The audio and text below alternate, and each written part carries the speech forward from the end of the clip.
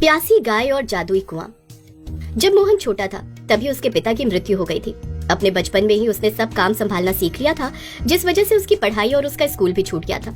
मोहन गांव के कुछ बड़े लोगों के साथ अपनी गाय को चराने के लिए जंगल चला जाया करता था और जब समय मिलता तो मजदूरी करके 4 पैसे कमाकर अपने घर का खर्च निकालता था। बेटा, मुझे माफ कर देना, मैं इतनी अभागी माँ हूँ कि अपने बच्चे को अच्छे से पाल भी ना सकी। मेरी वजह से तुम्हारा बचपन छिन गया। अगर मैं बीमार ना होती तो तुम्हें ये सब काम न करने पड़ते।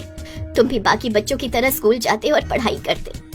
मेरा दिल उस समय बहुत दुखता है जब तुम मजदूरी करने जाते हो और गांव के अनपढ़ और गंवार लोगों के साथ गाय चराने जाते हो। अरे माँ, तुम व्यर्थ में ही चिंता करती हो। हमारी गरीबी सारी उम्र थोड़ी रहने वाली है। एक दिन देखना, तुम्हारा बेटा बहुत नाम कमाएगा और इस गांव में सबसे ज्यादा अमीर आदमी कहलाएगा। जीते रहो मेरे बच्चे। मैं तो कहती हूँ हर माँ को तुम जैसा बेटा ही नसीब हो। मोहन की उम्र के सभी बच्चे स्कूल जाते थे और आते जाते मोहन को चिढ़ाया करते थे, उसे गंवार और गरीब कहते थे। लेकिन मोहन बहुत ही बहादुर बच्चा था, उस पर किसी की बातों का असर नहीं होता था। वो बस इसी उम्मीद में था कि एक दिन वो बहुत बड़ा आदमी बनेगा और अपनी माँ का नाम रोशन करेगा। धीरे धीरे करके दिन बीतते गए। मोहन अब जवान हो चुका था, लेकिन मोहन में एक कला बहुत अच्छी थी। वो जब भी अपनी गाय को चराने जाता तो बहुत अच्छी बांसुरी बजाया करता था, जिसे सुनकर सारे जंगली पशु पक्षी खुश हो जाया करते थे और उसकी बांसुरी सुनकर उसके करीब आकर बांसुरी की धुन पर नाचा करते। फिर एक दिन की बात है, मोहन अपनी गाय गंगा को घास चराने के लिए जंगल के दूसरे भाग में चला जाता है, जो गांव से बहुत दूर था। वहाँ पर गांव का कोई भी आदमी आज तक नहीं गया था, क्योंकि उस ओर सारे लोग खूंखार और जंगली जानवरों से डरते थे। तभी चढ़ते चढ़ते गंगा को बहुत प्यास लगने लगती है। क्या हुआ गंगा, तुमने मुझे बांसुरी बजाने से रोक क्यों दिया? कोई बात है क्या? अच्छा, तो तुम्हें प्यास लगी है। लेकिन गंगा, पानी तो हमें घर पर ही मिलेगा, क्योंकि इस जंगल में मुझे नहीं लगता कि कहीं भी पानी की एक बूंद भी होगी। चलो घर चलते हैं। मोहन और गंगा पानी पीने के लिए घर आ ही रहे थे कि तभी अचानक से मोहन की नजर पेड़ के पीछे कुएं पर पड़ती है। अरे ये क्या, इस जंगल में तो कुआं भी है। आज तक इसके बारे में किसी को पता क्यों नहीं चला? गंगा चलो, चल के देखते हैं कि इस कुएं में पानी है भी कि नहीं। मोहन और गंगा कुएं के पास जाते हैं और देखते हैं कि कुआं तो पानी से भरा हुआ है। अरे गंगा, कुआं तो पानी से भरा है और देखो तो कितना साफ सुथरा पानी लग रहा है। ऐसा लग रहा है पानी पीने में भी बहुत ही अच्छा होगा। तुम रुको गंगा, मैं कुएं से पानी निकालने जाता हूँ और तुम पानी पीते जाना।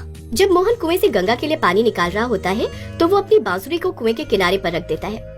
गंगा को मोहन पानी पिला ही रहा था कि तभी अचानक से गंगा से मोहन की बांसुरी को धक्का लग जाता है और बांसुरी कुएं के अंदर गिर जाती है। ये देखकर मोहन बहुत दुखी हो जाता है। ये क्या गंगा, तुमने ये क्या किया?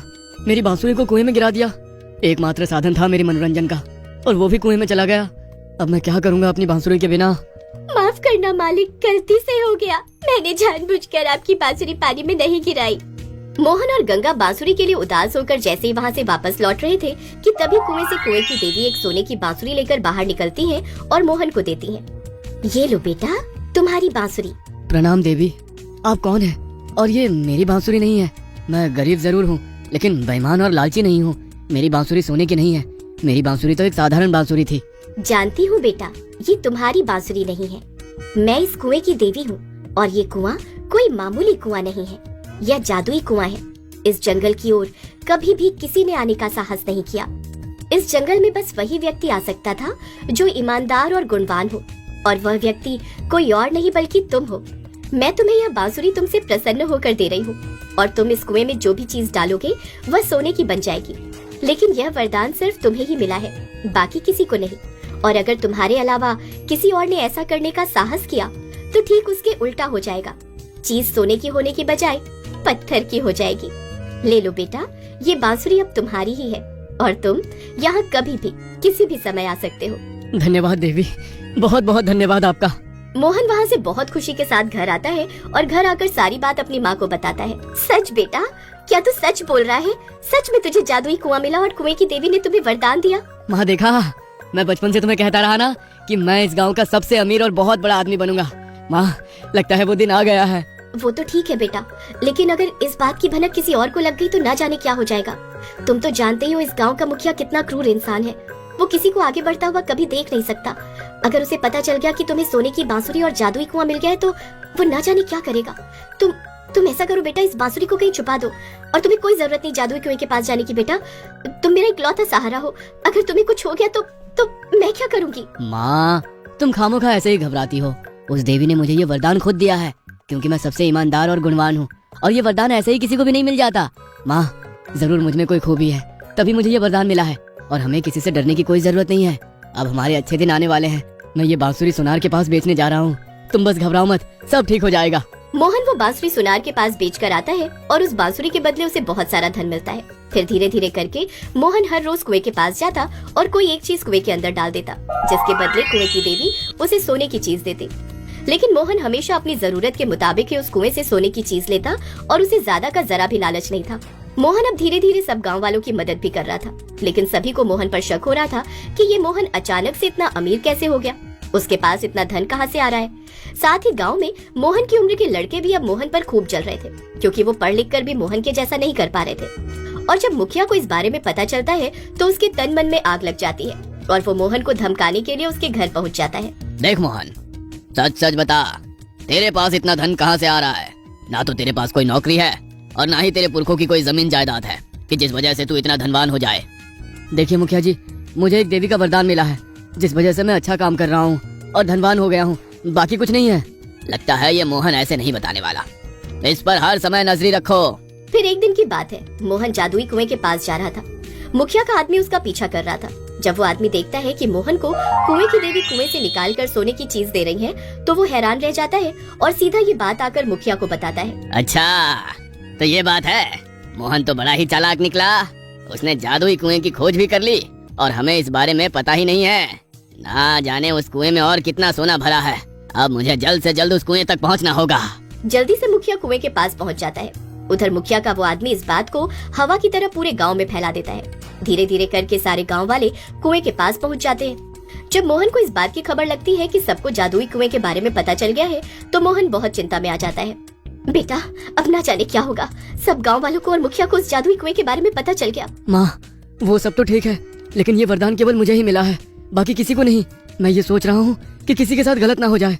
मुझे उस कुएं तक जल्द से जल्द पहुँचना होगा। सारे गांव वाले कुएं के पास पहुंचकर आपस में लड़ उठते हैं। सभी सोने के लालच में कुएं के अंदर जाने के लिए लड़ रहे थे। रुको तुम सब लोग, तुम में से कोई भी कुएं के अंदर नहीं जाएगा। इस गांव का मुखिया मैं हूँ, तो मैं ही इस कुएं का मालिक हूँ। सब दूर हो जाओ, ये कुआं मेरा है और इस कुएं के अंदर सोना लेने पहले मैं ही जाऊंगा। रुक जाइए मुखिया जी, आप कुएं के अंदर नहीं जा सकते। अच्छा चालाक मोहन, तू तो कहता था कि तुझे देवी का वरदान मिला है। तू अपनी कमाई से धन कमा रहा है, तूने सबसे छुपाया कि तुझे जादुई कुआं मिला है। देखिए मुखिया जी, आप सोने के लालच में कुएं के अंदर मत जाइए, वहाँ आपको सोना नहीं मिलेगा, बल्कि उसका उल्टा हो जाएगा। तुम मुझे कुएं में जाने से नहीं रोक सकते। मैं कुएं के अंदर जाऊंगा और वहाँ से ढेर सारा सोना लेकर आऊंगा और फिर मैं दुनिया का सबसे अमीर आदमी बन जाऊंगा। रुक जाइए मुखिया जी, रुक जाइए। मोहन के लाख बार रोकने पर भी मुखिया नहीं रुकता और सोने के लालच में कुएं में कूद जाता है। मुखिया को सोना तो नहीं मिला, बल्कि खुद मुखिया इंसान से पत्थर बन जाता है। ये सब देखकर सारे गांव वाले डर जाते हैं और घबराकर पीछे हट जाते हैं। किसी और को भी जाना है कुएं के अंदर सोना लेने? इसी बात का मुझे डर था। कब से मैं मुखिया जी को रोक रहा था कि कुएं के अंदर मत जाओ, सोना तो दूर की बात है, तुम पत्थर बन जाओगे, उल्टा हो जाएगा। लेकिन मुखिया जी ने मेरी एक भी बात नहीं मानी। ये वरदान केवल मुझे ही कुएं की देवी ने दिया था, बाकी किसी को भी नहीं। मोहन बेटा, मेरे पति पत्थर बन गए, तुम कुछ करो, मेरे पति को वापस ला कर दो, मैं उनके बिना नहीं जी सकती। काकी, मैं अब कुछ नहीं कर सकता, सब कुछ कुएं के देवी के हाथ में ही है। अगर वो मुखिया जी को ठीक कर दे तो मुखिया जी ठीक हो सकते हैं, वरना उन्हें दुनिया की कोई भी ताकत नहीं ठीक कर सकती। तभी कुएं की देवी प्रकट होती है। मोहन देवी को प्रणाम करता है और उनके आगे विनती करता है कि वो मुखिया की ये पहली और आखिरी गलती समझकर उसे माफ कर दे और मुखिया को वापस से पत्थर से इंसान बना दे। ठीक है मोहन, मैं मुखिया को वापस से पत्थर से इंसान बना देती हूँ, लेकिन ये पहली और आखिरी गलती होगी। इसके बाद अगर कोई गलती दोहराएगा तो वो पत्थर से कभी भी इंसान नहीं बन पाएगा। मोहन, ये वरदान सिर्फ तुम्हारे लिए ही है, बाकी किसी के लिए नहीं। कुएं की देवी मुखिया को वापस से पत्थर से इंसान बना देती है। मोहन, मोहन, तुम्हारा बहुत बहुत शुक्रिया, तुमने मुझे ठीक कर दिया। अब मैं कभी भी लालच नहीं करूंगा, कभी नहीं। इस तरह से अब सारे गांव वाले मोहन की बात को समझकर उसका साथ देने लगे।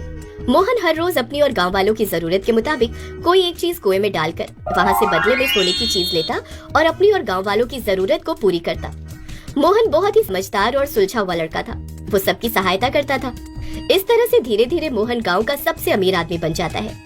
बेटा, तू हमेशा कहा करता था कि एक दिन मैं बहुत बड़ा और अमीर आदमी बनूंगा, तेरी बात आज सच हुई। मुझे बहुत गर्व है बेटा तेरे ऊपर। माँ, अभी तो मुझे बहुत नाम रोशन करना है, और गरीब लोगों की मदद करनी है, ताकि कोई रोटी के लिए ना तरसे और ना ही कोई भूख से मरे। जीता रहे मेरे बच्चे, जीता रहे।